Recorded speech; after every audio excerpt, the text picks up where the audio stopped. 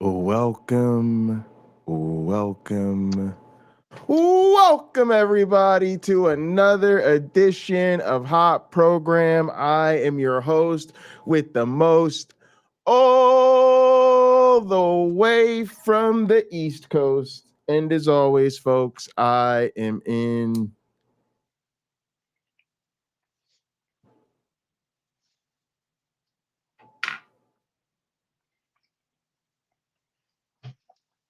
airplane mode. And now a man whose future wife is not into farting, a man who needs no introduction. You know, I'm with her though. I'm with her though. I mean, really.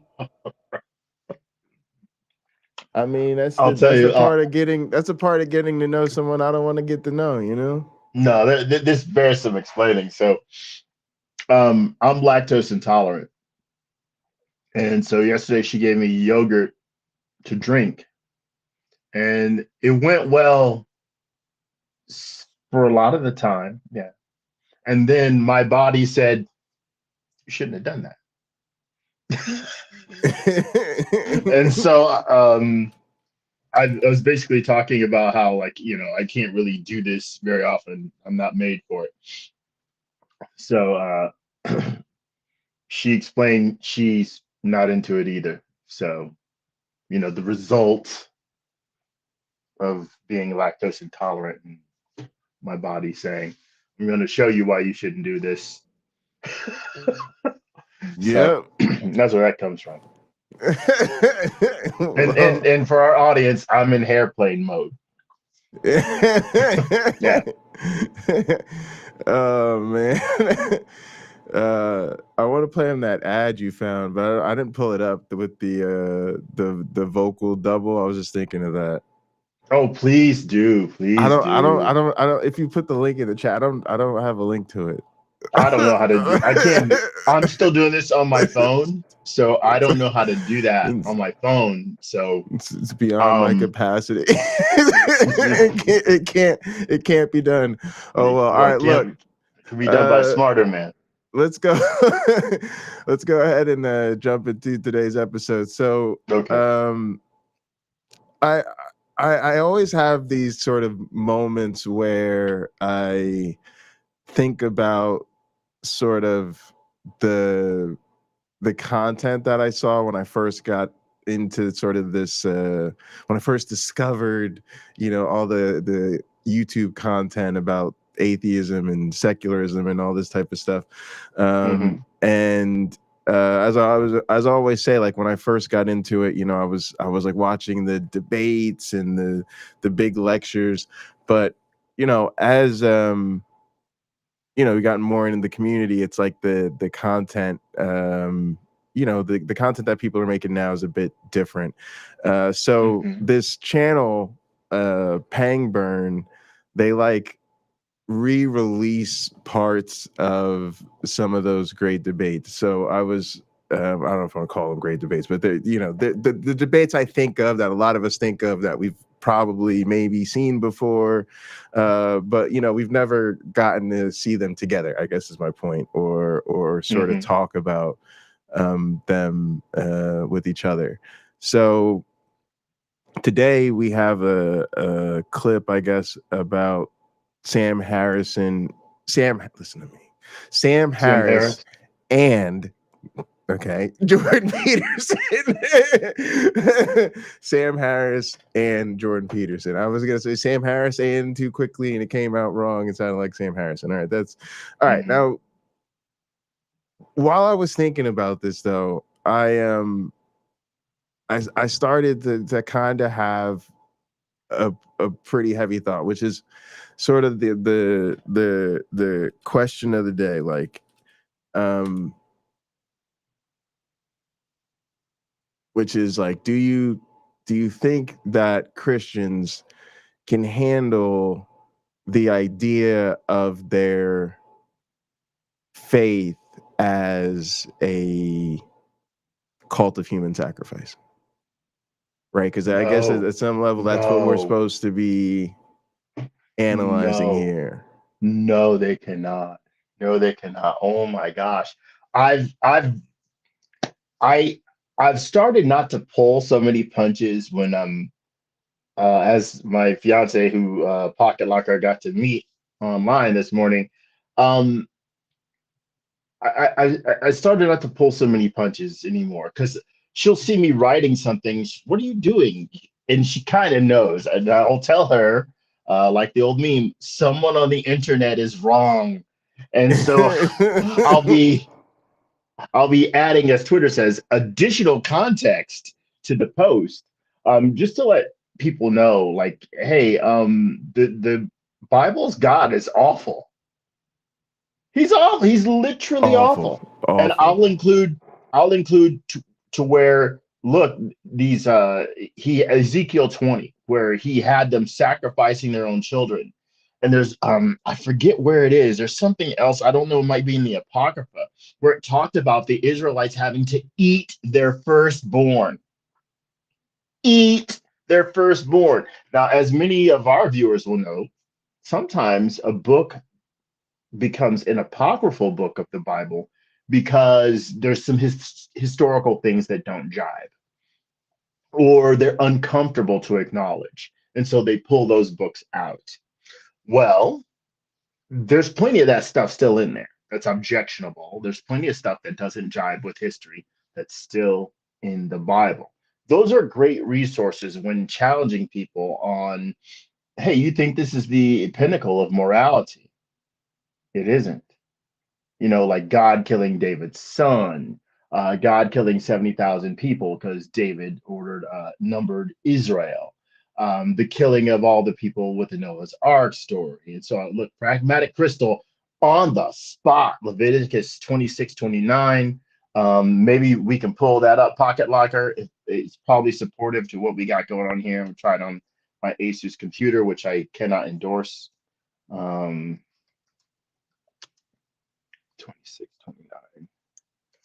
This may take 30 minutes to pop up. Oh, it did.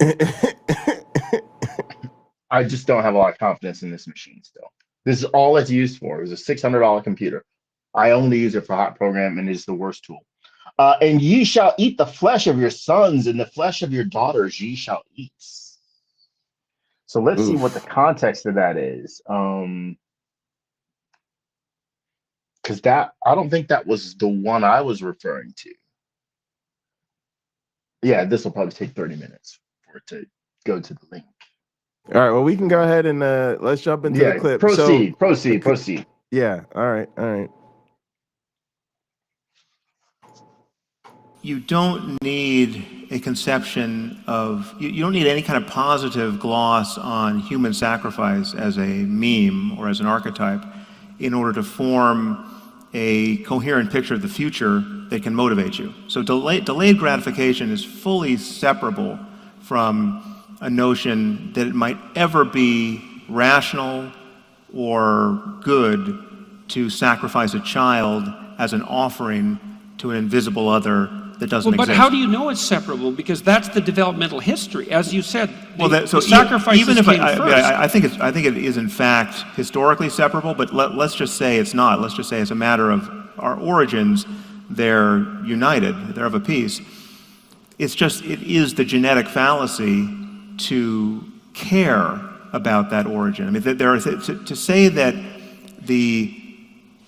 that is the only path forward toward a notion of the future, given where we've come from, or that it's somehow necessary to venerate now, or that it's good that we took that path. But we do venerate the idea of sacrifice now. But I would say that I would say we do it to the detriment of our moral intuitions in the religious context. So, for instance, I think that the notion that Christianity is actually a cult of human sacrifice. Christianity is not a religion that repudiates human sacrifice. Christianity is a religion that says, actually, no, human sacrifice is necessary, and there was only one that, in fact, was necessary and effective, and that's the sacrifice of Jesus.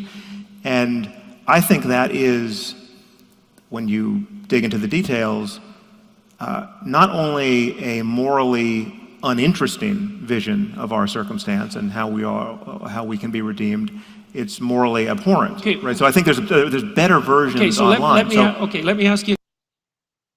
All right, this is just the elephant in the room anytime you're dealing with Christianity. And this is what I mean about Christians who want to talk about uh, any story in the Bible. Pick a story in the Bible that makes Christians uncomfortable to the point that they're going to say, well, that's a metaphor, that's an analogy, Oh, yeah. that's a whatever.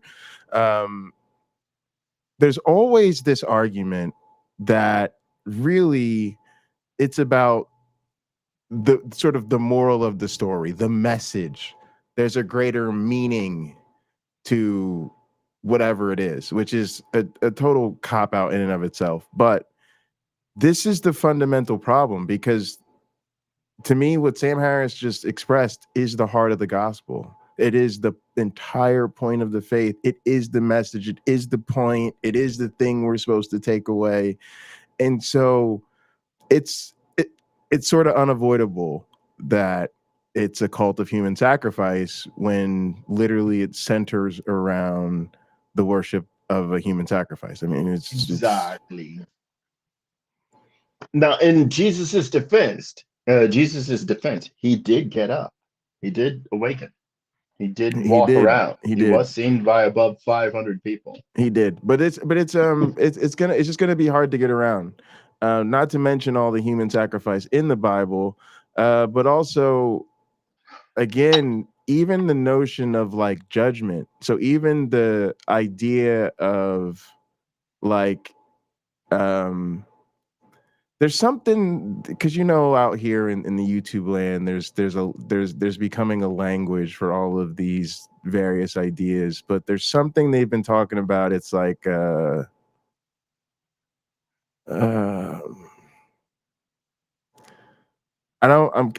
failing to think of the words, but I think it's like, why not heaven now or something.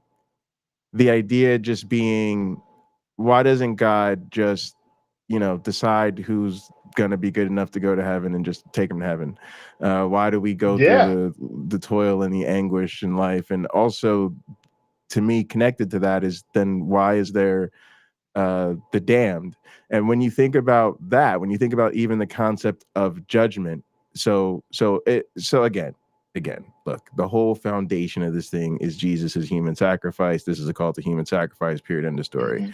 But if we want to just go even to say that that's really the house, but what is the foundation underneath the soil, right? It's like Jesus is supposed to be saving us from judgment.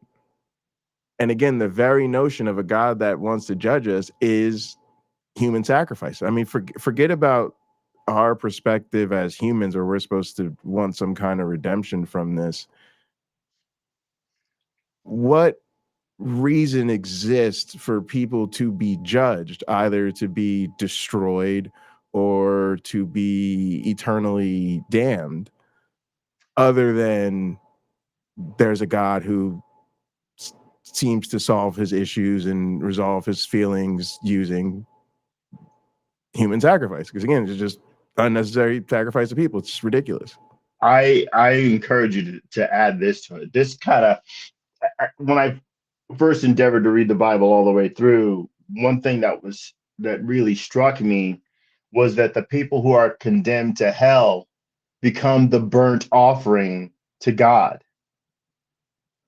So you know how in the Bible you could read about all these different, hey, you have to make a burnt offering to God, right? That's the sacrifice. Think about that. The people who go to hell are essentially a burnt offering to God. Yeah, it's so Jesus, you're welcome.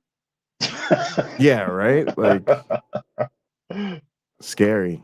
Yeah, now wait, let me see this. Hold on. There's a comment about 144,000. Let me try to see what that is about. I can't really read it on my phone, Jay. Is there any way? I know Crystal says 144,000. I don't know what the discussion was beneath that. Now, I just want to comment, and I hope this is relevant. The 144,000 that are selected, you hear that about that in the book of Revelation. You'll read about it. They're supposed to be virgins, and they're from 12,000 from each of the tribes of Israel. Good luck finding out who that is these days. And they would have never told a lie. That's another detail about these 144,000. So if you are discussing with religion or whatever with someone who says they are one of the 144,000, ask them, have they ever lied? And when they tell you, sure, they have, you don't have to go full Ray Comfort on them, but you said, then you can't be one of the 144,000. Ask them, are they a virgin? And if they say no, then they can't be one of the 144,000. Ask them, are they from one of the 12 tribes of Israel? And if they can't answer that, they genetically, let's say, they could be and just don't know it. So that one you can't really fault them on. But the others, they'll know for sure, right? So if they've they have to be all three. And it's unlikely that any living human being in the United States of America or Canada, I've been to both places, is included. Again, the conversation should probably stop at human sacrificing, but it's another layer that kind of gets brought up in all this is the notion of sacrificing the pure to cleanse the wicked. And that's weird, right? It's always sacrifice a virgin, sacrifice a baby, sacrifice Jesus who never sinned, right? Sacrifice something, sacrifice an animal, sacrifice something turtle innocent. doves. Yeah, that's not definitely not my morality. and wait a minute. Now wait. So in the book of Jeremiah, hold on, let me see if I can find that quote. In the book of Jeremiah, God actually, the text says that God is speaking, and he says, he talks about who required these sacrifices of you. I'm sick of your fed beasts and all that stuff. So when you hear people theorize that the Bible has more than one God, like this sort of gives credit to what they're saying. Like, how can we clearly be told in one part of the Bible that you're supposed to do these sacrifices, and then another part that God is like, where'd you get this from? That didn't come from me. Yes. I'm sick of your. All right, I'm gonna roll this while you find that. Sure. In the moral landscape, you lay out this pathway. There's the bad life, and there's the good life, right? And you described what they were, and the bad life is a variation of hellish circumstances, and the good life is a variant of hypothetically the life that we would like to lead. And your conception is that, and correct me if I'm wrong, your conception is that the proper pathway forward, so that would be the moral endeavor, is to move away from the bad and towards the good.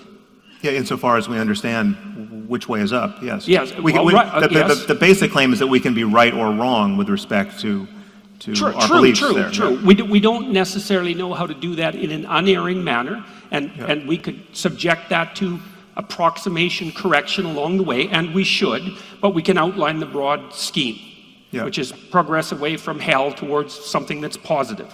Yes. Okay, so I would say that there's an implicit claim in that you should sacrifice everything in you that isn't serving that to that. And I would say that that's essentially the same claim that's made in Christianity. Well, again, that is I understand the impulse to up-level these barbaric, ignorance-derived beliefs, right, to something that is morally, that is interesting and palatable in the current context. And I understand you can do that. My concern there is you can do that with everything. I mean, you could do it with witchcraft. Why not do the exact same thing you're doing with religion to the history of witchcraft? Witchcraft is as well modern witches would do that. So that's a perfectly valid criticism. That should be of concern. I mean, there are reasons why we don't want to endorse modern witchcraft, right? Look, absolutely. And so one of your I mean, I'm not talking. And modern witchcraft currently exists. I mean, you go to Africa, people are hunting albinos for their body parts because they believe in sympathetic magic, and kids get killed as witches. So this belief endures in certain pockets of humanity, and we're right to. I mean, I just think at a certain point you have to acknowledge that some ideas are not only wrong, but their effects are disastrous, or have been disastrous, or will likely be, even if good in certain circumstances, will likely be disastrous in the future. And then we shouldn't be hostage to these these ancient memes. We shouldn't have to figure out how to make the most of the worst idea that anyone's ever had, which is maybe you should sacrifice your firstborn child to a being you've never seen. Hold on, Sam. I want to hold your feet to the fire here a little bit. All right, hang on. So I just want to say quickly, like, there is something alarming here. First is how Jordan Peterson and others like him, and he stands as sort of a representative of the intelligentsia amongst the believers. How hard he has to work to defend this type of thinking, and it's just something it's hard to muster respect for. It's because he comes off as very childish, but the thing that's more alarming on a bigger picture is that we're sort of living with this cult of human sacrifice. Like we're living in this time where not only are we sympathetic to, you know, the rituals and the thinking of, you know, these people thousands of years ago, we're venerating their cult of human sacrifice in many cases over and above reason, scientific evidence, and just human compassion. So it's sort of like, okay, it's maybe fun in a sense, or amusing to sort of reflect on the intellectual question of, you know, is Christianity a cult of human sacrifice? But there's sort of that 5 minutes after, as Uncle Bobby would say, where you realize, well, then holy crap, I'm living in a world largely dominated and run by this cult of human sacrifice. And, you know, that's not so funny. Well, I think one thing we've acknowledged again and again and shown on Hot Program is how little most Christians actually understand the Christian religion. They just don't have a lot of details about it. Again, as I've used the example, they wear the jersey, but they've never played the game. Yeah. You know, they're fond of it. They like things about it. They love things about it. They might love their church community and so on. But essentially, and this is not to be a slam, they're very ignorant as to what the rules and regulations and moral guidances and histories of Christianity are. They don't know that. That's not the kind of Christian they are. They're a nominal Christian. Mm-hmm. And I would argue that when we look at in the United States, our political representatives, they hold the Bible up like they know a lot about it, but they typically don't.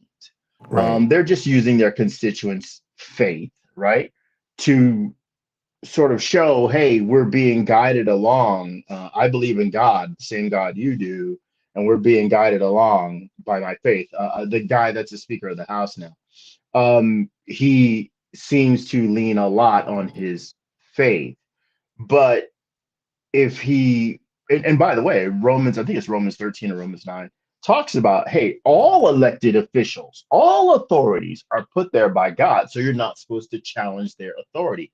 So the book of Romans, or the epistle of Romans, tells us, did respect my authority, that sort of thing. So the decisions they should be making, if they were true Christians, are still supposed to represent what the people want, not what they think God wants, not what the Bible wants. The Bible isn't the government. The Constitution dictates what we will do, what we can do, and the laws underneath. And if it's decided that those laws should be revised, they certainly are welcome to be revised. but it's not a theocracy where God rules. And I would submit this. Look, if your God truly can rule, again, I've said it numerous times, have him bring his black ass down here and start doing it, rather than people making up stories about what God wants when it's not even Well, see, freaking clear if it wasn't. that's kind of what I'm getting at is if you think seriously, even for a moment, about human sacrifice, it's some pretty scary stuff we're talking about here, right? But if a cult that worships and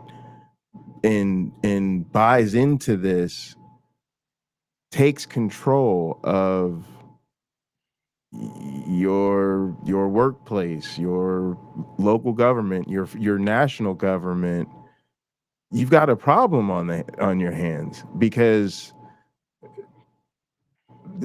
and that's kind of what I'm getting at, right? Is like these people that are able to get their hands on the levers of power and then demand sacrifice from the rest of us, because that's essentially what I feel we have a lot, right? Is we have just enough people who buy into this, who take it just seriously enough, and I do mean serious, like they go through with it, they really say it's our way or the highway. And that can mean the rest of us don't get health care. That can mean in some states you have to verify your identity before you can access pornography.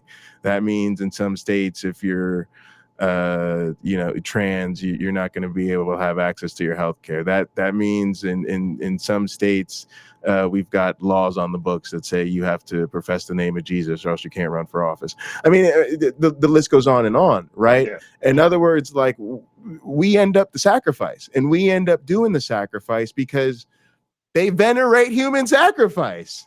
They think it's good for people to, you know what I mean? Like it's I was watching a debate on is it acceptable to be a homosexual in Christ Church, right? Is that an acceptable identity in Christ Church? And I watched it because that's what I want to see. Go ahead. Let's see you guys have this conversation and see what happens. And it was so discouraging because the person who was arguing that it is acceptable was a gay Christian. And first off, he told us about how he had to contort the very question of the debate. Like the debate was very specifically, is gay Christian an acceptable identity in Christ Church? Because he said, because if we were here to debate whether, it's okay to do homosexual sex, then we'd be in agreement. And if we were here to debate whether or not the Bible forbids that, we'd be in agreement. And then he went on basically to talk about how, for him, he still believes as a Christian that marriage is God's plan between a man and a woman, and you shouldn't really have sex outside of that context. And so even though he identifies as someone primarily attracted to the opposite sex, he also identifies as celibate. And so we need to make space for the sort of celibate gay person who wants to glorify Christ above all else and is willing to sacrifice their sexuality so that they can, glorify God or whatever. And again, it's like, I'm like, people who, that's monstrous. That is a monstrous view of sexuality. Sorry, forgive me, my earbuds switched off for some stupid. More technology I own that I cannot recommend. There are adherents to Islam who would say the same thing. Being gay is not the sin. The homosexuality is not the sin. However, sex acts, so you're acting upon that, right, is where the sin comes into being, when you act upon it. So at least they don't take the leap. Those people who believe that way don't take the leap that Christianity does. And Judaism has this too, or the Hebrew religion, however you want to refer to it, that even thinking about it is a sin. Like, why you're not even supposed to go there in your mind. But that's where I'm thinking, like, that's the cruelty, and that cruelty is on all of us, right? That same cruelty, you know, even on straight people, is you're not supposed to think about, you're supposed to feel bad about even having the thought, a sexual thought towards someone, and you're not supposed to act on having sex. Matter of fact, that's what he did. He put it on level with you know, the sexual immorality that everybody shares. My point is just merely, this is just another area where what is natural to humans, what is, you know, healthy and just part of our experience, we're asked to sacrifice, and that you know, you're supposed to be willing to do that, to stay in alignment with these people. But Well, look, if it truly worked, Christianity truly worked, we wouldn't see these problems in the Christian community. If the sacrifice that Jesus made, or was made of Jesus, however you want to see it, if it truly worked, we wouldn't see these people being assaulted. There could be rampant poverty in the Christian community without other Christians ever even feeling it, because there would be this outpouring of, you know what, you need a place to stay, you can stay here. You need food to eat, I'll feed you, or we will feed you. You need to find a job, we will find you a job. That would be the go-to place. It would be rampant. There'd be nobody with an unpaid or late light bill in church if it truly worked. But it doesn't. There are instances, there are tens of thousands or millions, tens of millions of instances of people showing their kindness who are Christians. That's true. But if you look at the overall system, there are failings there. It's not as good as they're stating it is. It's not, it's selling itself, right? You read the Bible, it's right. selling what it is, but it's not as good as what it's selling. It's just a fact. Yep.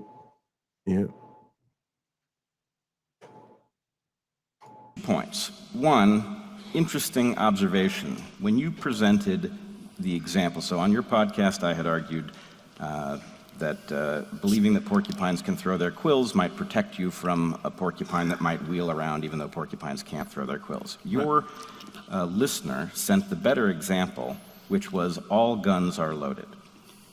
When you presented it, you didn't say all guns are loaded. Well, you said treat all guns as if they are loaded, which is, I think, the same reflex that you have faced with any metaphorical truth, which is that it can always be unpacked. But actually, that's the way Jordan talks about believing in God as well. Right, and actually, so this is, but then if we take something like, you say, all right, sacrifice of children is abhorrent. Let's say it is. And then you say, well, Christianity hasn't foregone the sacrifice of children. In fact, it's described one child who is sacrificed for everybody else. But arguably, that's an upgrade of some metaphorical truth that frees those who are adhering to this tradition from ever considering sacrificing a child. And what it does is it provides a motivational structure that may, in fact, have very positive outgrowths, though not literal. The idea that someone would have sacrificed their own child for the benefit of everybody else not to have to, that idea might engender a large amount of good work that would result, as Jordan is pointing out. Let me just concede that the hardest case for me, I mean, which I did up top, just in defining, after you define metaphorical truth, and I used the gun example, there's certainly cases where the useful fiction is more useful than the truth. Well, this is just very Christian apologetic-y. It's so weird. First off, we know what guns can do to you. You treat a gun as if it's loaded because all the time. because we know what the consequences of not doing so. We have plenty of evidence to show us that we don't have anything like that for a religious claim. But also it's just take a step back and think about this dance that we're having to do of, well, maybe if the idea of the metaphorical truth inspired people, like, what, just no, you're working way too hard. And again, that argument can be used to justify any religious attitude. Hey, maybe it's better people fly 747s in the buildings, because it'll inspire other people in both of those different worlds to reconcile and become friends, and then they'll start businesses together, and all of the wealth that they'll generate it will outdo this. So what are you talking about? Like, it's just like, don't this is just stuff that should not, I'm gonna let them keep going, but I just think in regular conversations, when we hear people talk like this, we should disrupt that. We should wait.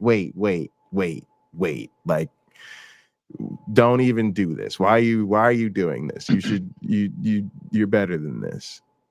Well, there's another example in the Bible. There's a war against the Israelites, and the opposing army. The king sacrifices his son, and they win the next battle. So what does that say to the mind of the early Israelite if they hear that story? That means it works.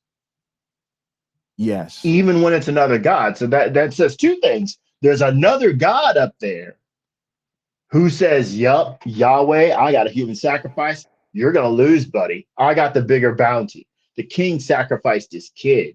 Take that. And then Yahweh files that one away. Like, I'm going to remember that because I might have to pull that one day to defeat Satan. Anyway, those early minds, I guess, maybe they're only slightly more susceptible to nonsense than the minds of people today. I don't know. I'm not willing to say there's a huge gap there.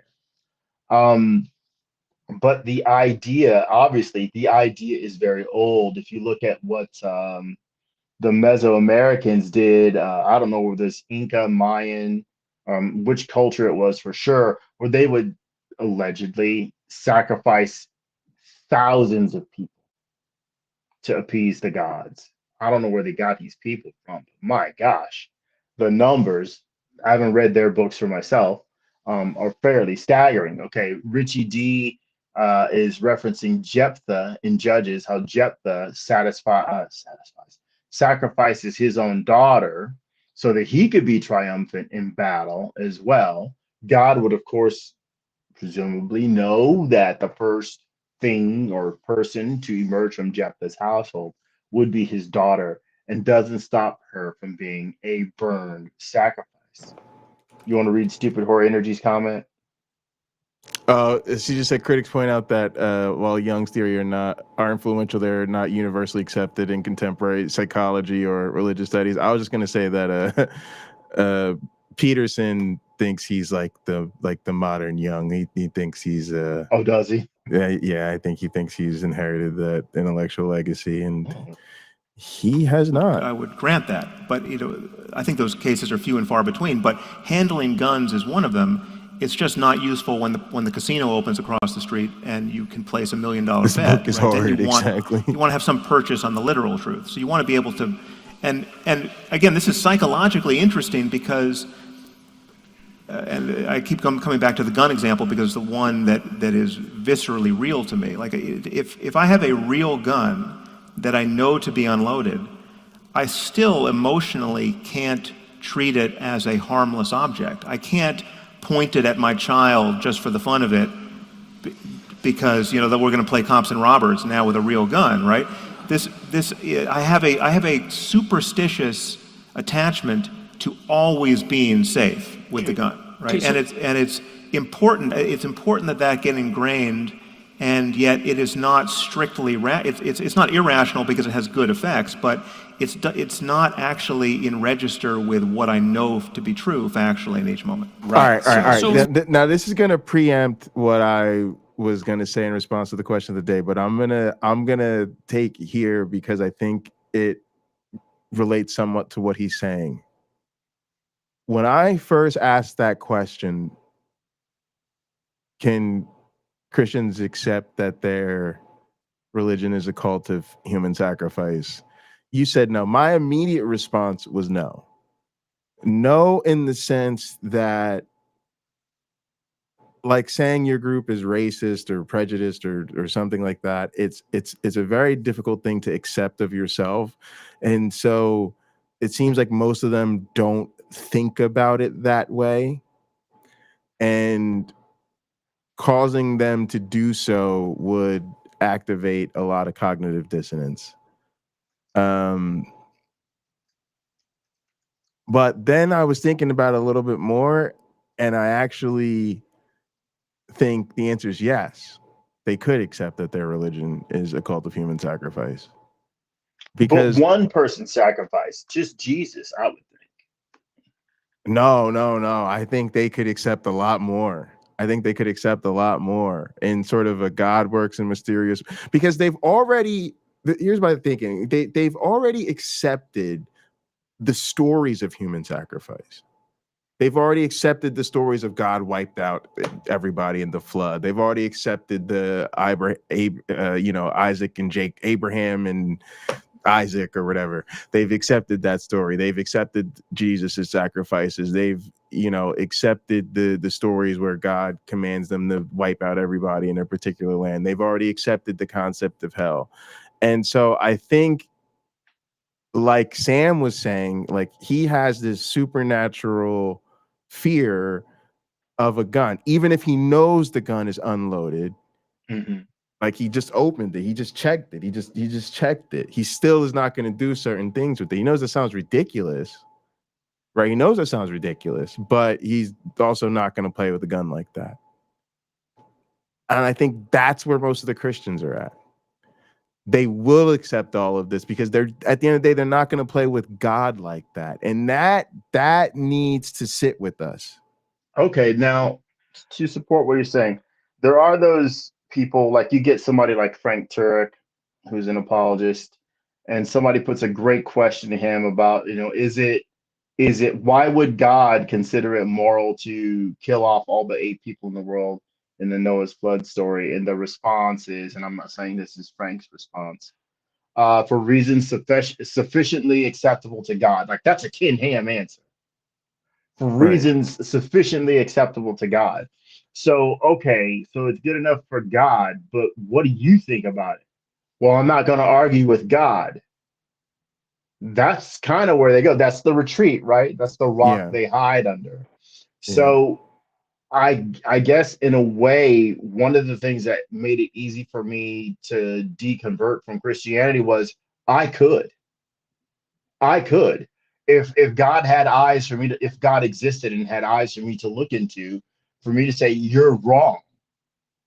Your method was garbage. That's the worst thing you could have done other than killing the other 8 people.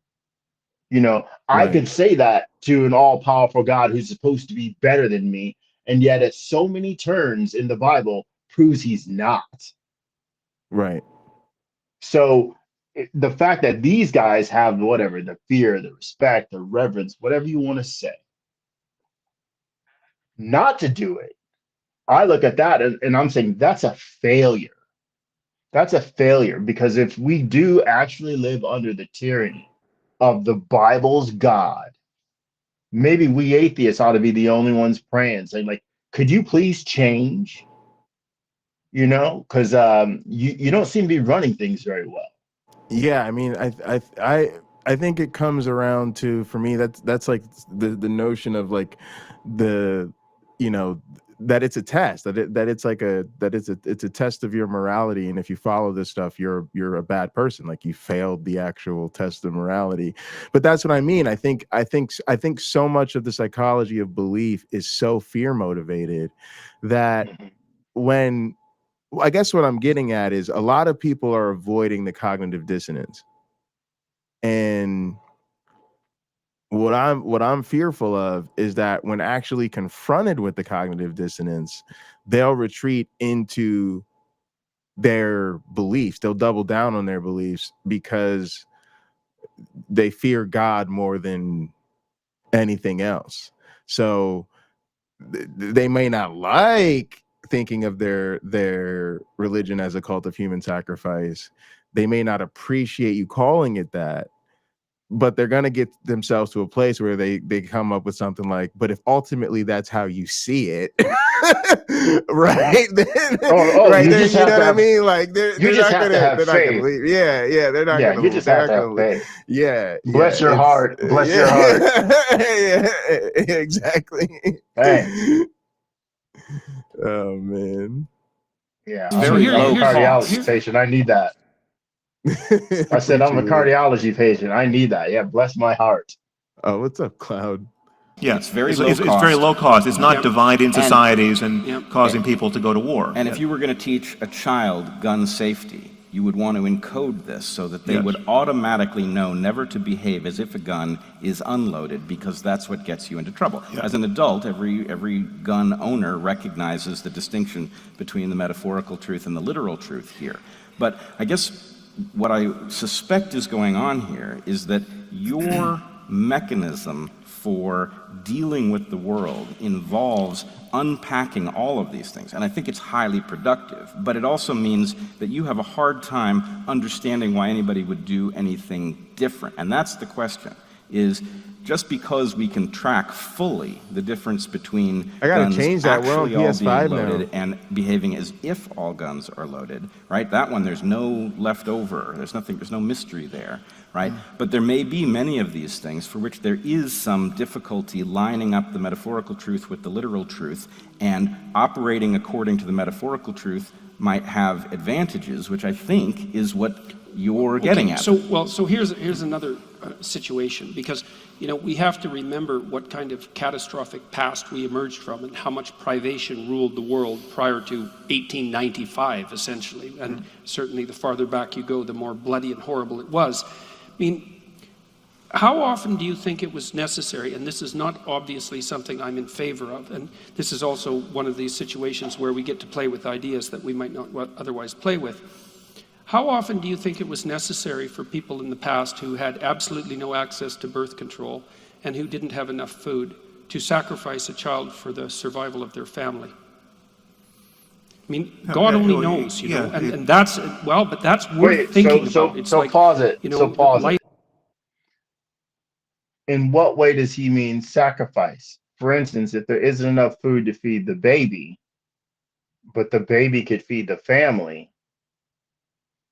maybe it's not a hard decision for that family to let go of that baby, because it means that baby means their survival.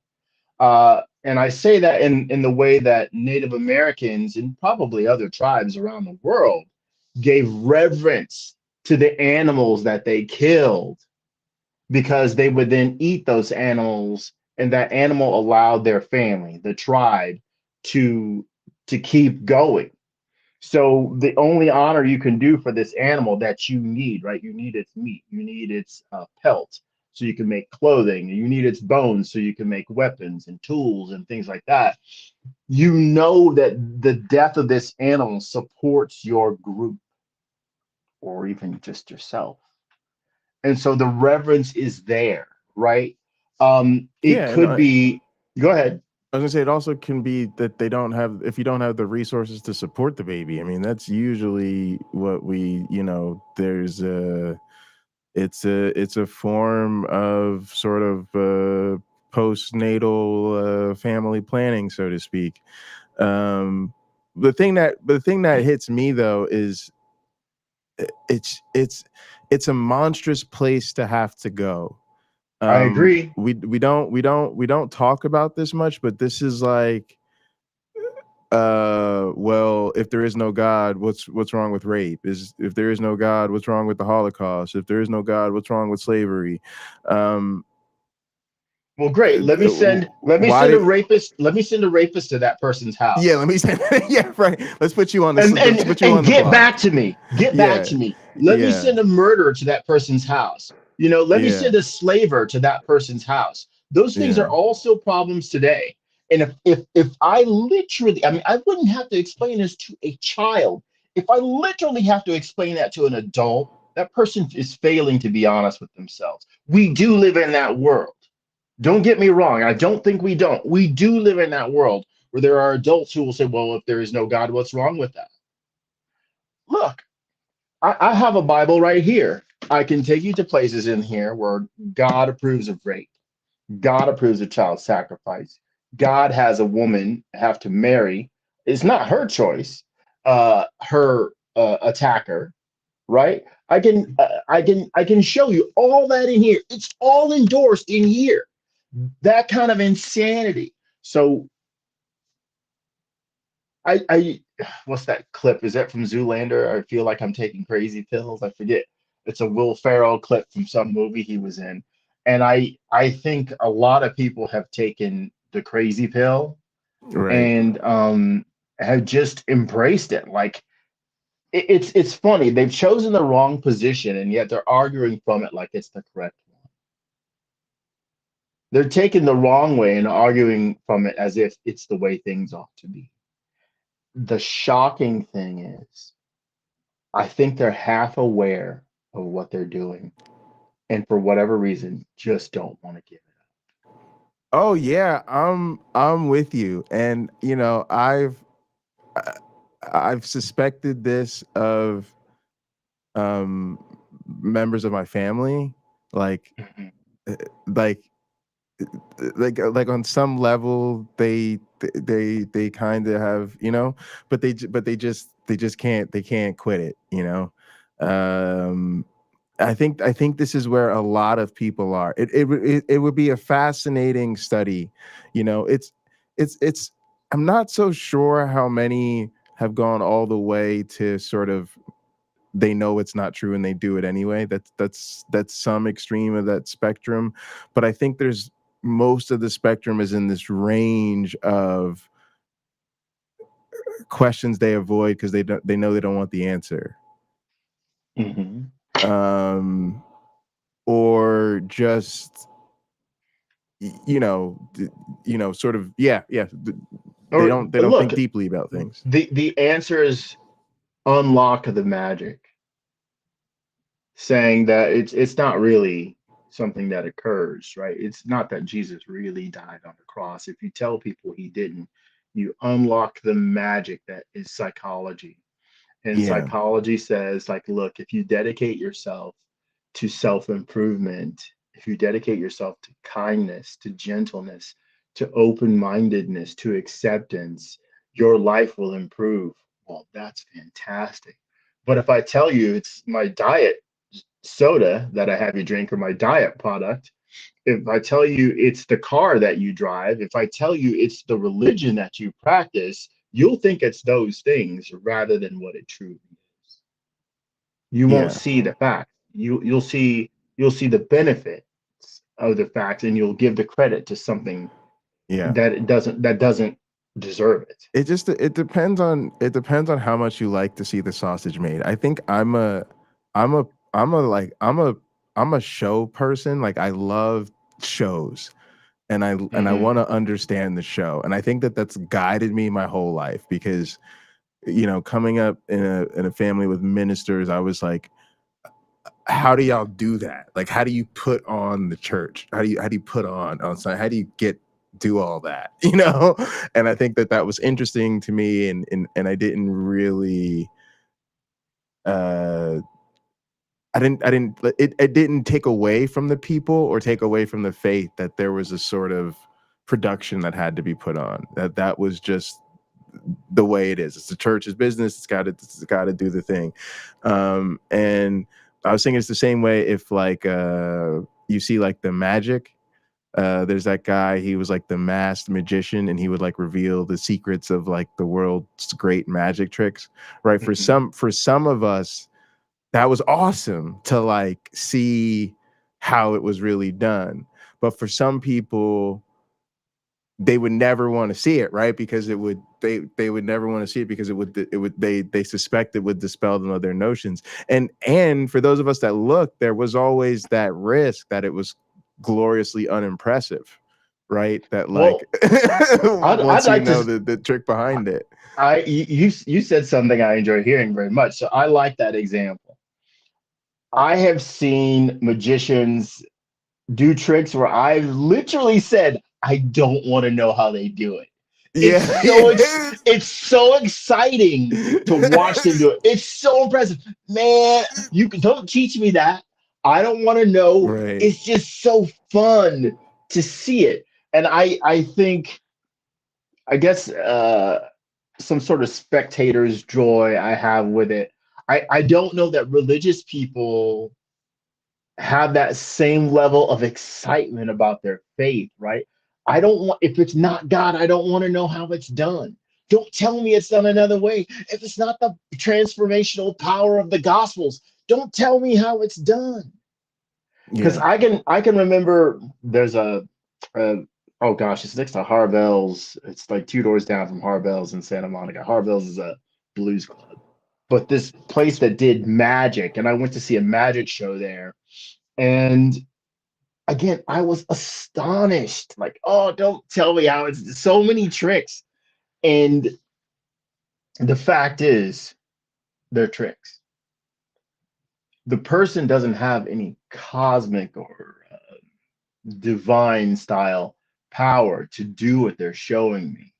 They're using things like sleight of hand, distraction, a hair reel, things like that. I have a roommate who's a magician. So to some degree, I've seen some of these magic tricks done right in front of me and watched him step by step explain what's going on.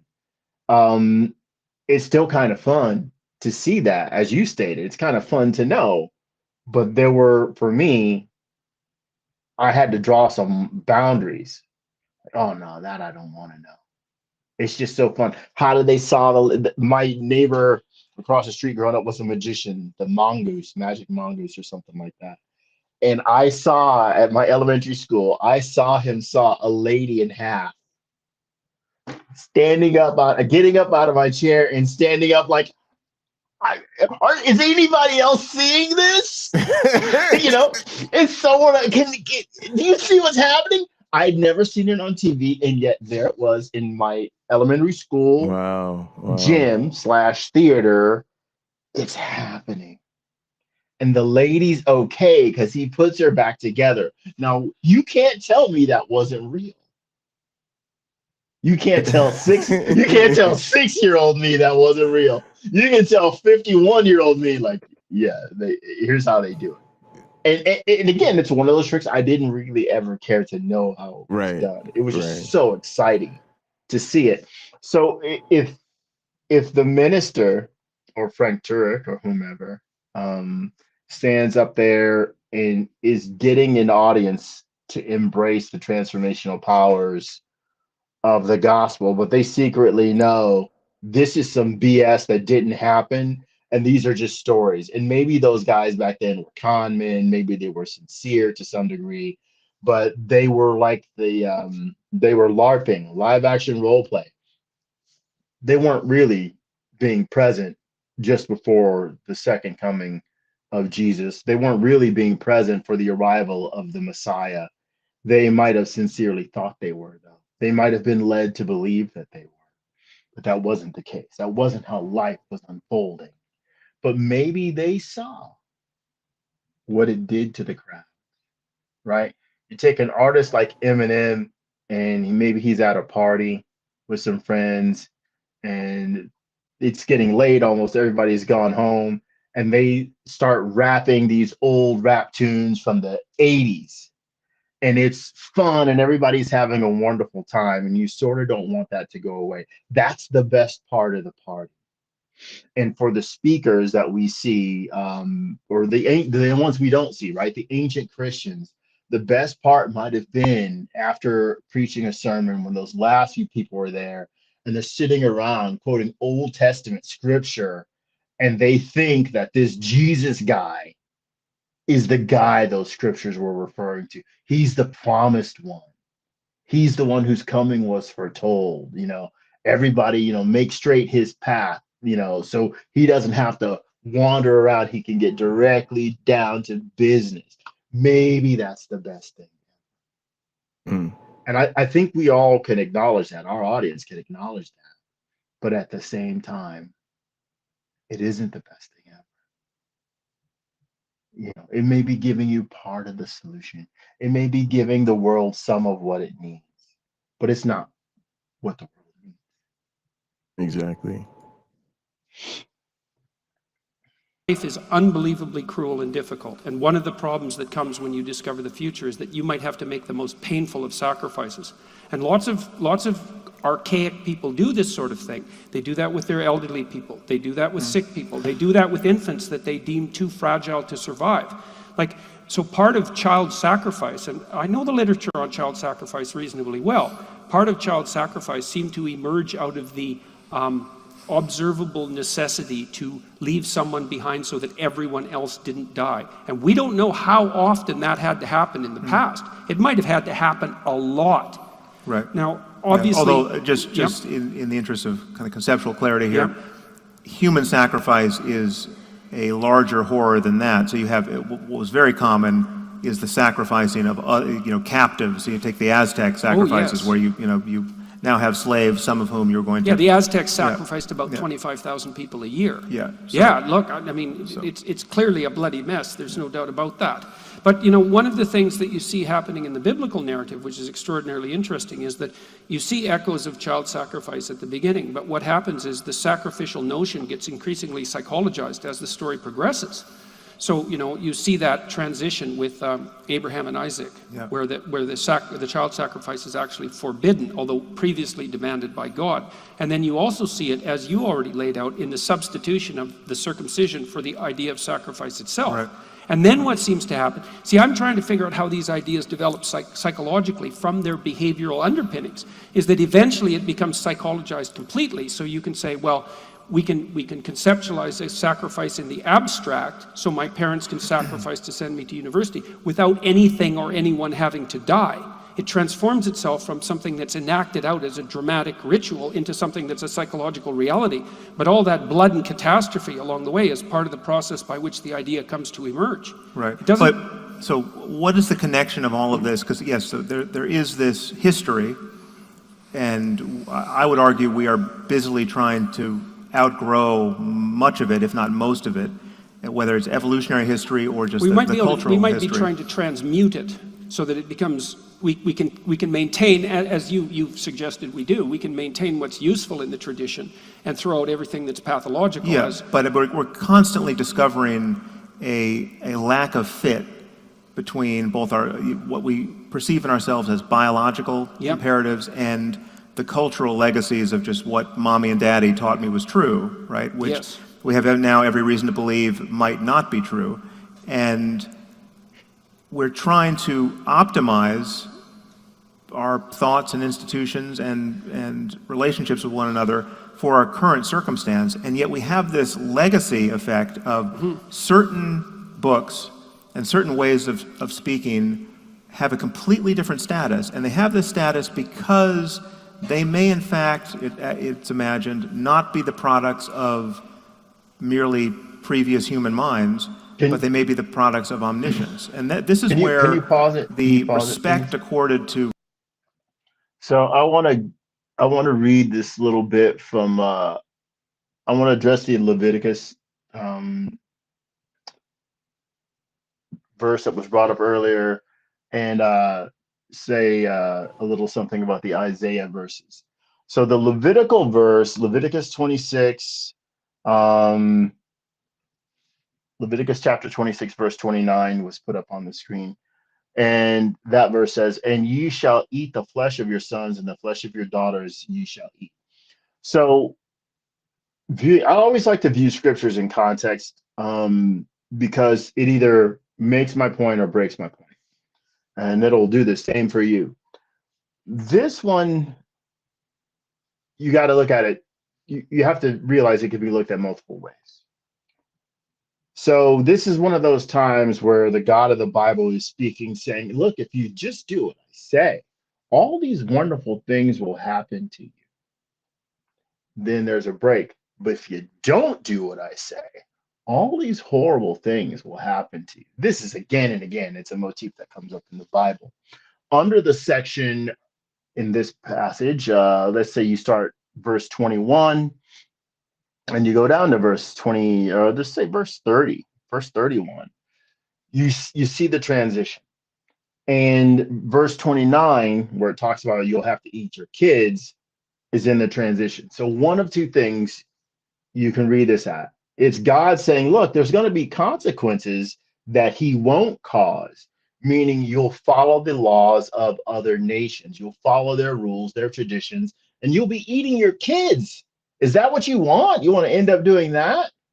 Or, and it's not perfectly clear, is it God's judgment against the Israelites that if they don't do what he says, they're going to end up eating their kids?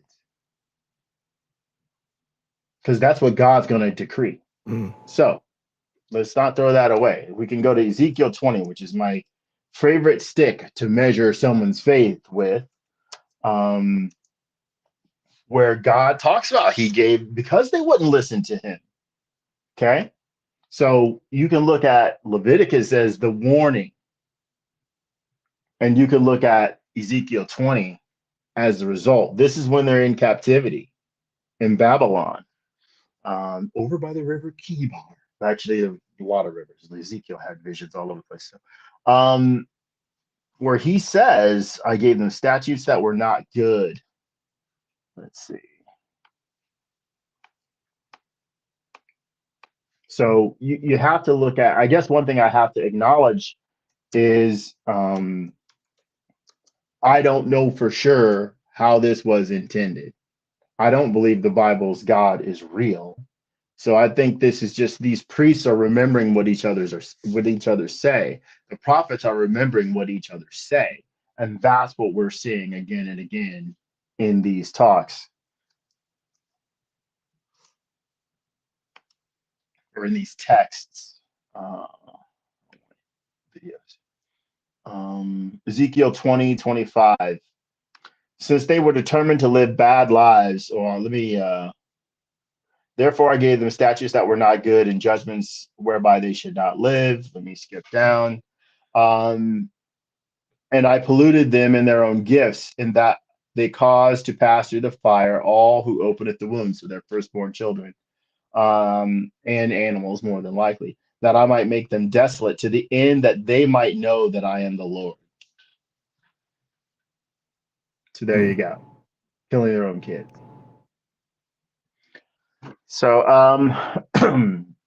hopping over into Isaiah.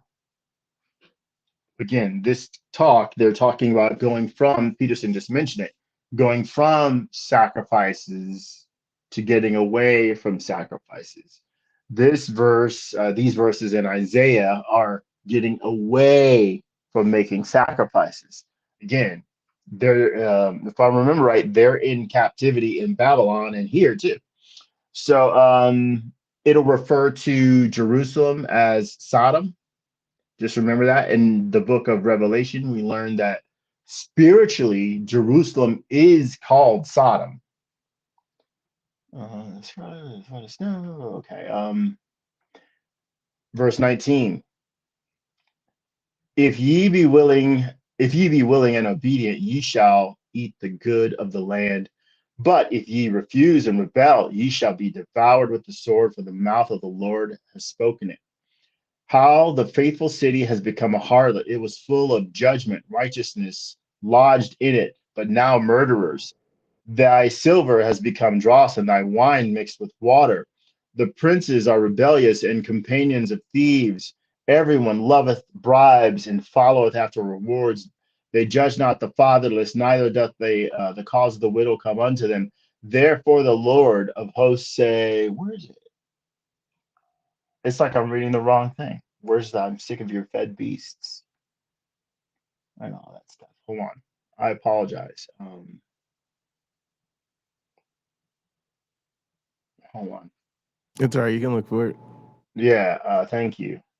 Religious tradition is totally unlike the respect we would accord to anything else. Mythology, literature, past science, past philosophy. I mean, people can read Plato and Aristotle for their entire lives without ever being fully captured by the kind of dogmatism that every religion demands that you be captured by if you're really going to be an adherent. I would say that's actually an archetypal truth. The idea that the pathological tradition stands in the way of update.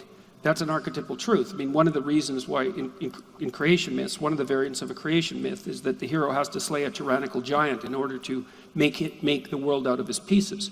And it's a metaphorical restatement of the idea that a tradition can become hidebound, and when it becomes hidebound and too rigid, then it interferes with current adaptation. But the problem is, and this is, I think, this is something we really need to hash out. The problem that you're describing is the problem of a priori structure.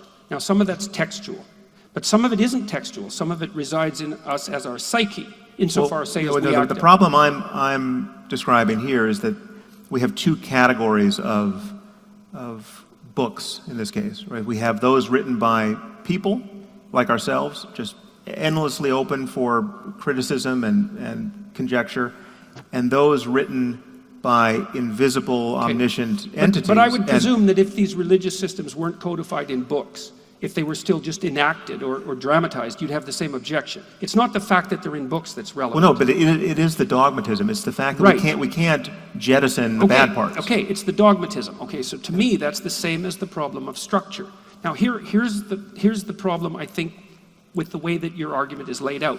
And I'm not saying it's wrong. It seems to me that this is a place where it needs to be developed, because I see that the attempt that you make to derive the world of value from the world of facts as justifiable given what it is that you're attempting to do, which in principle is to make the world a better place. But there's a massive gap. No. Jordan Peterson is overlooking the fact that we're talking about the fact that, one, obviously these religious traditions, the books they're not true. And we're not allowed, he's talking about the fact that we don't critique them and analyze them the same way we do any other book written by people, knowing the demands of the religious orders that perpetuate them. And replay the last. Sorry, go ahead and finish, but replay the last 10, 12 seconds. I was just going to say this is what's totally frustrating about Jordan Peterson and other Christian apologists, is that they refuse to see their faith as the product of human activity that it is, and they further refuse to be honest about what they're demanding of the rest of us. To me, that this is a place where it needs to be developed. Go back and replay that last. I see that the attempt that you make to derive the world of value from he talks about making the world a better place, using it justifiable given what it is that you're attempting to do, which in principle is to make the world a better place. But there's a massive gap in there. So how do you do it? Pause it. In principle, many of the traditions of different religions are in place to make the world a better place. That is what they are attempting to do. I don't think they are. I think that's exactly what this conversation is about. This taking their essentially barbaric message and elevating it to something. And again, I think that's what I could say that's what people try to do with their religious traditions, but I don't think that, like, I don't think of right, the Bible's about God. It's all about God, right? So it's about God's glory, God's law, God's ruling, God's sacrificing himself to himself to save himself from himself, whatever. Like, it's it's it's not about human flourishing. It's not about, like we don't take advice from the person who flooded the entire planet as to how to make the world a better place. We're not going to let some, like, I just, but that's exactly what, but that's what we're left with. But we're like, that's what I think we're stuck with. We're stuck with this cult that insists that essentially their religious project is humanitarian, when it seems that it's explicitly not. I think, well, I guess, you know what?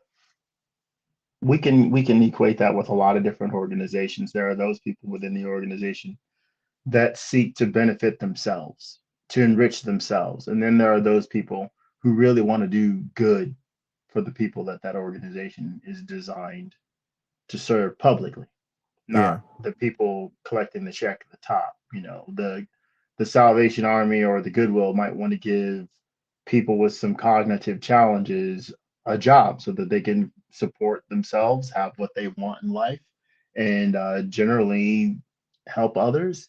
And then there's the people at the top that want $35 million a year. Yeah, I mean, there's for definitely doing that job. there's definitely individuals within, in individuals and organizations who do help other individuals, organizations, and maybe even the wider society. But it seems to it doesn't seem to be the core of what the religion is about. And oftentimes it's useful marketing for the religion, but like if I'm just being honest about like what is the Christian faith about, like I don't know, it's just you're supposed to forsake this world essentially, right? Yes, you to are. hell with this planet, and to hell with this life. And so but that's what we're dealing with. We're dealing with the propaganda that essentially tries to tell us that this is a humanitarian effort. It's really frustrating. But yeah, I definitely agree that that's what's at stake in this conversation here. Because the objection that you place on my reasoning, let's say, which is, well, the problem with these texts is that there's an infinite number of interpretations, and which of them how can you determine which of those is canonically correct, is exactly and precisely the same criticism that can be levied against your attempt to extract a world of value from the domain of facts.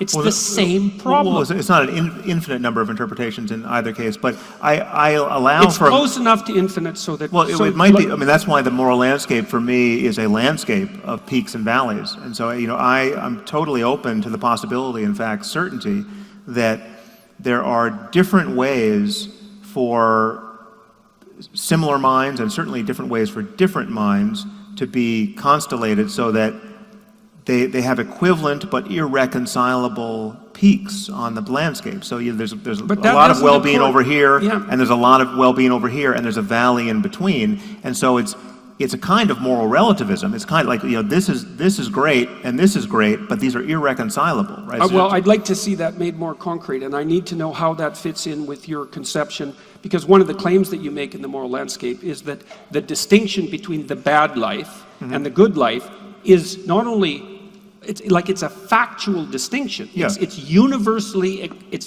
apprehensible and true. I think it's your fundamental axiomatic claim. And I don't see how that's commensurate with the position that you just put forward. Well, so here's the position. And you can forget about morality as a concept for this. I mean, I think the starting point is deeper than morality. The starting point, and this is our starting point, all of us right now in the universe. The starting point is we are conscious, right? We have a circumstance that admits of qualitative experience. And again, this is true however we understand consciousness, whatever is actually happening. We could be living in a simulation, this could be a dream, you could be a brain in a vat. Consciousness could just be the product of neurochemistry, or we could have eternal souls running on somehow integrated with the brain. Whatever is true, something seems to be happening. And these seemings can be really, really bad or really, really good. We know each one of us in our lives have experienced this range of possibility.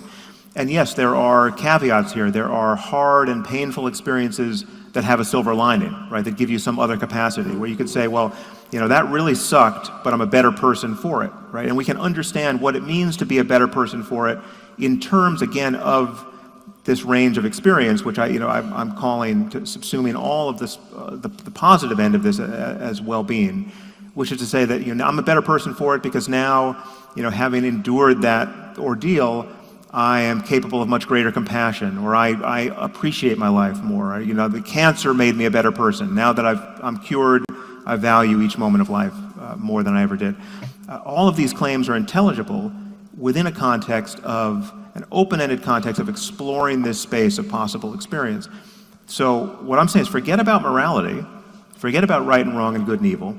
What is undeniable is that what we have here is a navigation problem.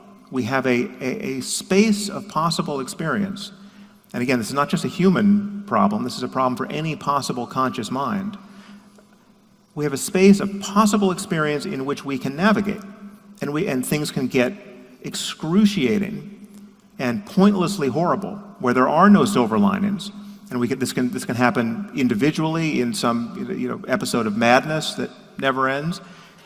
If there really is a Christian hell to go to, well, then it's going to happen to me after I die, right? Given what I've said on this stage.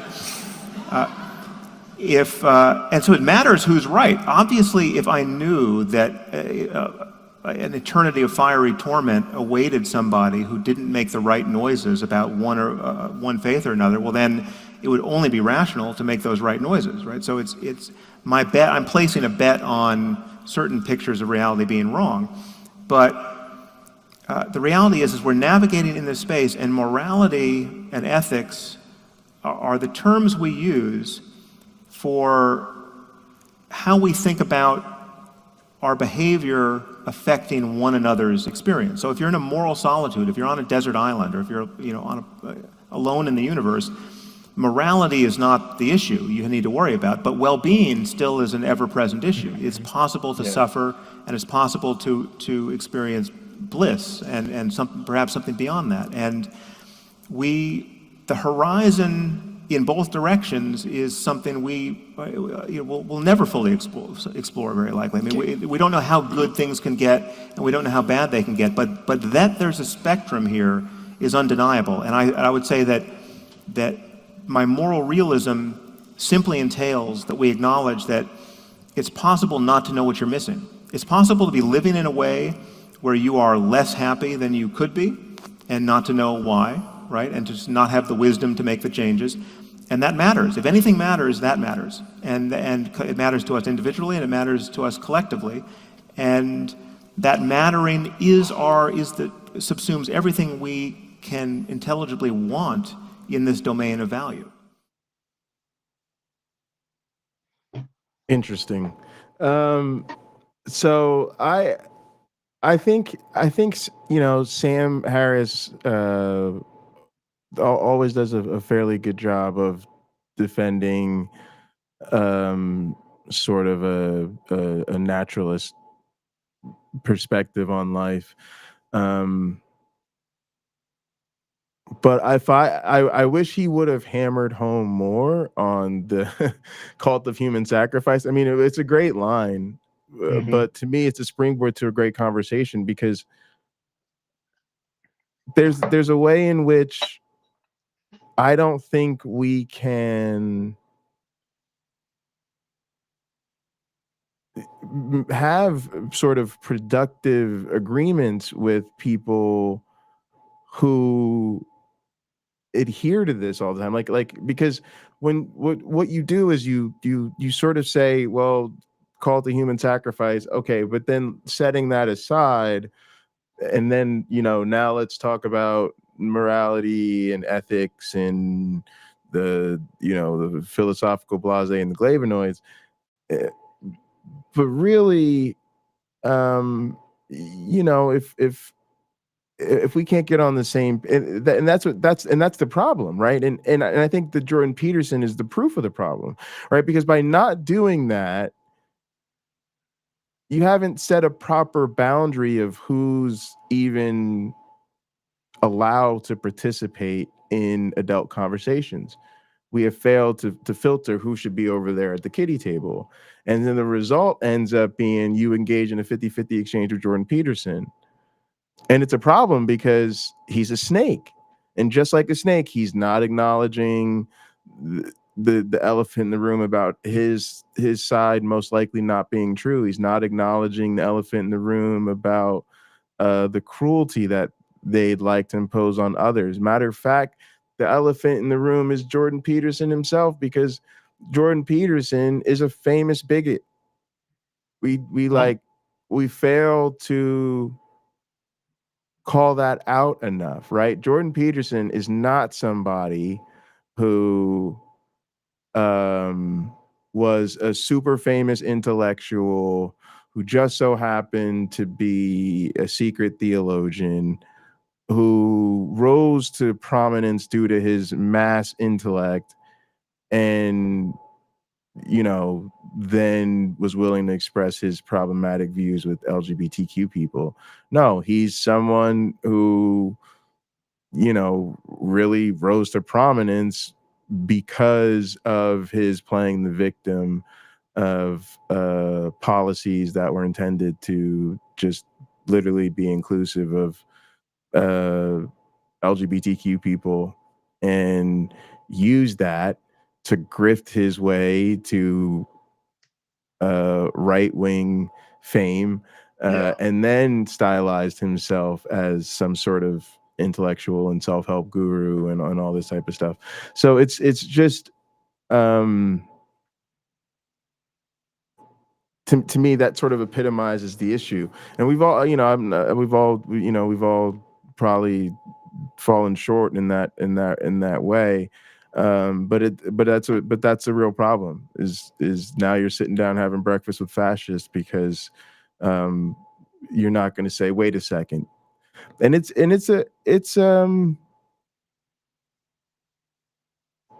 tough. It's tough because there'd be a lot of people.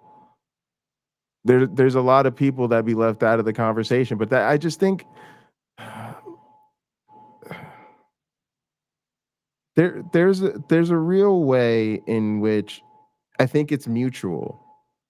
Like, I think a lot of people, we don't owe people a seat at the table who don't want to grow, who don't want to be held accountable, who don't value progress and sort of human centric values.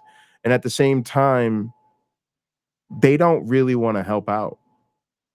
They're not really interested in growth in that way. And since you can't control people, it's that's why I consider irreconcilable differences. We have a mission over here, and you know they have a totally different mission. We can't work towards both of those things meaningfully, cooperatively at the same time. In other words, they're not down to help me, and I'm definitely not down to help them. And so you go your separate ways. I don't think that's always the case. But it's a real issue, you know, and that's kind of it sucks. It sucks. You know, I meet a lot of lovely people that are Christians. As do I. I'm happy that they're lovely people. I think it's unfortunate that they're Christians. But you know, it's kind of where I'm at with it. I think by and large we get people wanting to do the best they can, if not people trying to do the best they can. And it can be frustrating when you see that's not what's going on everywhere. I saw a video on Instagram this morning of some young women in a store. They walk into the store, they immediately start stealing things off the displays, and then they walk out of the store. And I thought about this for a while. One, if you run a store, it may be a great idea finally to put empty boxes on the shelves and fake display, like a perfume bottle, let's say. It's just got water in it. Have the vendor start sending you empties and you put water in them. When somebody wants the real thing, they bring you the box and you sell them the real thing and a box that's just as beautiful as the one that brought to the counter. But what does this do for the rest of us? For the rest of us, it means higher prices because we all have to pay for other people stealing. Those people stealing go to stores where they actually pay money and they have to pay for other people stealing. People that have figured out what they have and how to steal from the stores that they have to pay things for. My fiance is very new to the United States. She's only been here a couple of months. And when we go to Walmart, we needed I wanted to get some baby wipes. And I do a lot of wrenching on things, and they're nice to clean your hands, your body, or whatever else, wipe sweat off you. And we were told, okay, well, these will be, just tell your cashier, and these will be waiting for your cashier to go pick up. Which cashier, I asked? Any cashier. So the lines are often long at Walmart because people are trying to save money by shopping there. Because some people are dishonest. Every single line potentially is held up as the cashier goes back to the customer service area, retrieve the product that another Walmart employee had to get for you, not let you touch, just walk it up to the front so that you could buy it later when you're finished shopping. So that created a job for someone, at least one someone, but it holds the rest of us back. It makes the rest of us wait longer. So the idea of the person that is stealing from a store, what they've begun to do is steal from the rest of us too. We have to pay higher prices. We have to wait longer, that sort of thing. And then they ultimately end up stealing from themselves and they don't even realize it. I think in much the same way, forcing one's religious ideology on other people is stealing in the exact same way. You're taking away an opportunity from some other people by making them follow your way. What about their individuality? What about their freedom of expression? It's robbery to make someone think your way, to make someone else follow the rules that your faith establishes when they're entitled to create their own faith. They're entitled to enjoy their own faith and not necessarily adhere to whatever doctrine is in the Bible or any book like it. So this is kind of bringing up a lot here, but I think of this as like the opportunity cost of bullshit, right? That in a world of limited time, energy, resources, we don't have an infinite number of options, and the options we choose often preclude certain outcomes. I don't know why this is coming to mind, but when I started college and all the way through, early as a grad school, I planned to get a law degree, right? And even when I started going down the path of research, there was always time where it was like, I could take all this and decide to go to law school. But there eventually comes a time where it's like, nah, I'm not going to law school. I'm far enough down this other path that this is the path we're on. I think of this with COVID a lot is we'll never be able to put the genie back in the bottle. We'll never be able to say what would happen if we all took the health requirements seriously. What would happen if we actually put in vaccine mandates everywhere? What would happen if we'll never get a do-over. And this is why it's so difficult to accept religion. Because even in the innocent, pleasant, the Christians we love, right? number one, to me, they're providing support for this sort of the cult of human sacrifice, right? When I don't think it's actually consistent with their values, and they're doing so under coercion, and so then there's the sacrifices that they're making to be consistent with that. People who are making dramatic life decisions and the things they do with their time and their money, or just their sacrifices. People who don't have sex till they're 45 years old, not because they're not sexual, but because they wanted to wait till they got married, and they didn't get married till later in life. I mean, we think of that as like fine, but is it really? I mean, is it Yeah, really that one's fine for fine. some?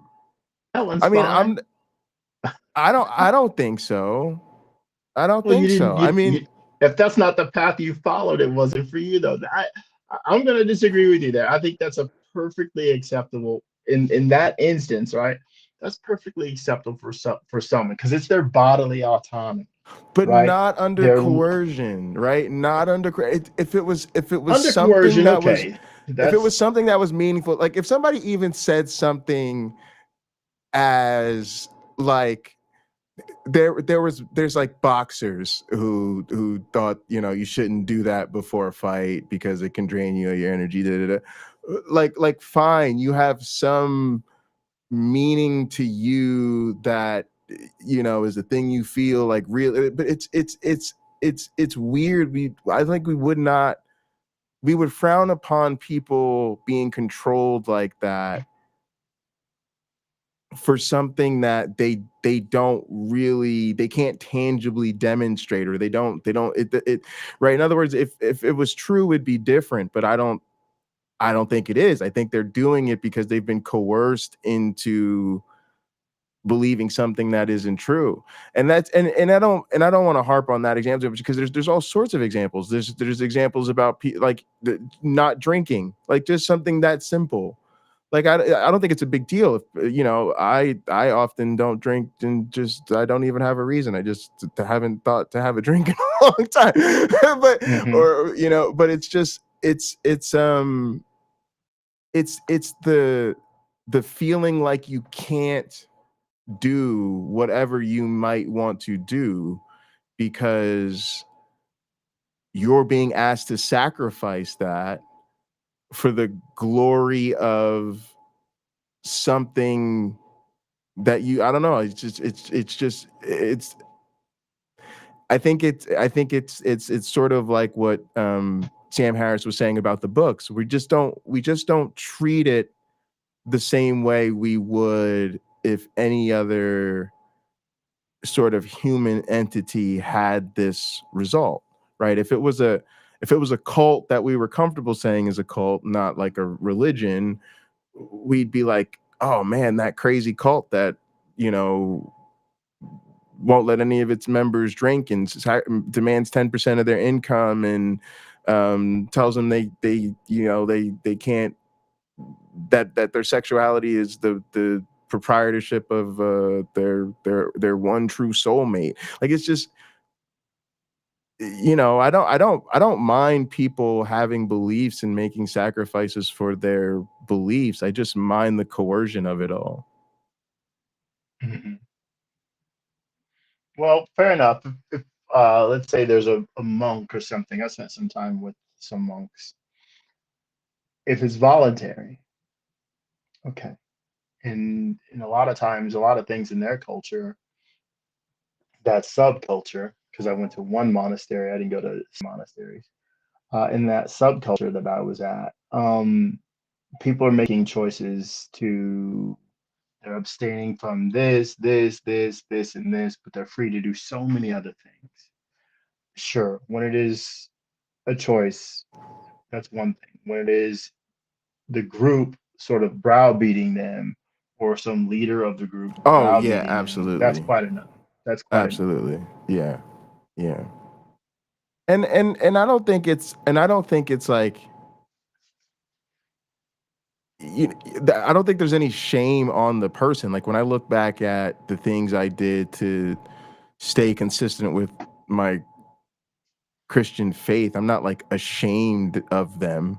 It's just a consequence. You know what I mean? It's just like, yeah, there were things I did or didn't do as a result of being a Christian at the time, and now that I'm not a Christian, I sort of realize that I guess my point is just that that's another form of sacrifice, right? Like we think of human sacrifice as, I got a message from God to kill my son, or I got a message from God to lay down my life, or whatever, right? But I just think the the, the cultural veneration of sacrifice shows up in so many ways that people are asked to make sacrifices, I guess I should say. Well, Jesus famously asked someone, sell all you have and give it to the poor and follow me. Give up everything you have. There's self-sacrifice without someone dying. The person, in a sense, in another sense, almost a very real sense, one is dying to their old self and is being born again anew to follow Jesus. Now think about it. If we actually had an example of that guy doing that, if that's truly what we see, right? I bet you we could find some stories about him, right? What happened to that guy? There'd be apocryphal books written about him, because we would likely see in those apocryphal books, look at all these wonderful things that happened in spite of him having wealth. He went on to a whole new experience. When I was in college, and I'm not equating myself with that, but just as an example, I was a resident advisor in a dormitory. Very comfortable. I knew pretty much everybody living in that building, including the two residence halls that weren't my residence hall. And I realized, I says, you know what? You've done this for 2 years. Aren't you comfortable being here? You're not going to learn more if you stay. I'll meet a few new people. But if I went somewhere else, I could do the same thing somewhere else. I'm going to have a whole new set of experiences, and it's possible that it's going to be very enriching. So I expressed to some people, like, hey, I'm sort of willing to go work at another residence hall for my senior year. Know anything? And I had offers. So I just picked one and I went to live there, worked with a different group of people, and it was fascinating. It was transformative. And I didn't lose any old friends by going somewhere else. There is a reward to saying it's time to switch gears. And I only did something a little different. Same university, different place to live. Same job, different group of coworkers. So when a person makes that sacrifice to give up what they know, some of what they know for something that they don't know, it can be very enriching. And maybe one of the things that is attractive about these religions that ask you to give up so much and go follow the leader, and I don't say that polemically, uh, maybe there's some benefit to that potentially for many people. We talked about David Wood, who was, he attempted to murder his father. Well, now he's as close as he gets to murder is a really good joke against the other side, whichever other side he's poking fun of these days. That's a win for the rest of us, because David Wood is not as dangerous as he used to be. He's not roaming the streets thinking it's okay to be a psychopath. He now thinks the God of the Bible has him firmly planted in his hand and in his heart, and God will oversee him and take care of him, and angels will look out for him. Maybe it goes that far, but he's not looking at people under-eyed and sideways, thinking who his next victim is going to be. That's a win for all of us, in humanity. So that kind of self-sacrifice, fine. line them up, preach the goodness of the Gospels and the wonderful transformational power to them, and let them be healed, and the rest of us be safe. Yeah, I think there's a large fear of the unknown element that keeps people loyal to this. I mean, I like to think most people haven't thought through it well enough to think about it as sort of the ways that we think about it. But I think it could be helpful. Like I think, you know, putting a pebble in the shoe of believers with ideas like, hey, you know, do you ever think about like for me, one of the things was like Jewish blood magic, you know, like, you know, it sounds silly, but you know, when I really started to think about it, I couldn't shake it, right? I couldn't, you know, it was at the end of the day, it was Jewish blood magic, and that was like, oh, it's a little weird, but all right. So yeah, I don't know. Hopefully, this is a thing people think about. It'd be interesting to have a conversation with Christians about it. Because I can see there being a tension. I could see there being a side that just doesn't accept that it's a cult of human sacrifice, and so there's going to be a lot of apologetics, a lot of rationalizations, a lot of tap dancing that goes on, and I could see another side that just unfortunately has just learned to swallow uncomfortable truths because God. Well, to our audience, if you haven't gone to Amazon and ordered your copy of Pocket Locker's Jewish Blood Magic and Space Lasers, I encourage you to do so before they run out. Exactly. Look, I guess we have to acknowledge not every idea is a good idea, but there are bad ideas that can be used for good. And at times, religion has done this well. It has been a bad idea that is used for good. That is not every time. It would be a mistake to think every single time religion was getting it right. That just isn't true. Absolutely. So, All right. Well, that'll do it for us, gang. Thanks so much for tuning in. Please yes, thank you all. like the video, subscribe to the channel if you're not already, leave us a comment if you're watching later on. I'm off to be in Gather the rest of the evening and throughout the week. If you guys want to catch up with us offline, that's where you link up with the gang. There's a link in the description.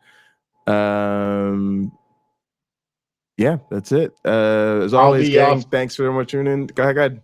Oh, I'll be off to buy a chicken for my neighbor and take out her trash cans. Nice.